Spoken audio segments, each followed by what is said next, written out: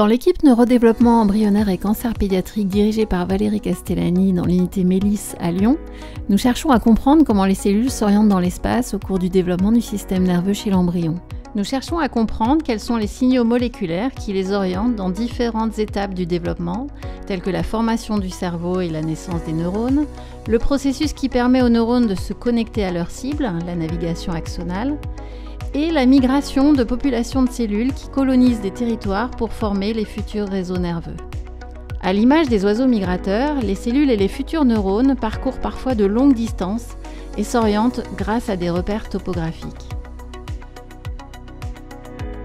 Depuis quelques années, une partie de l'équipe étudie les altérations de ces processus dans un contexte pathologique, les cancers pédiatriques dérivés du système nerveux, et notamment le neuroblastome et le médulloblastome. Chez les patients atteints de ces cancers, les futurs neurones deviennent cancéreux avant d'atteindre leur structure nerveuse définitive. Or, ces cellules cancéreuses ont la capacité de détourner ces mécanismes développementaux à leur avantage pour proliférer et se propager. Chez les patients atteints de cancer pédiatrique, les cellules cancéreuses coexistent donc avec les cellules normales et les futurs neurones qui se mettent en place.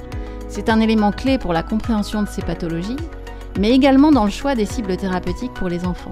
Si l'on reprend l'analogie, des oiseaux maléfiques s'insèrent au cœur des nuées d'oiseaux migrateurs, vont exploiter les vents porteurs, la stratégie de vol en V, le champ magnétique terrestre, les repères topographiques, les ressources sur le parcours, etc. Et ils vont gagner un avantage sélectif et dominer la colonie.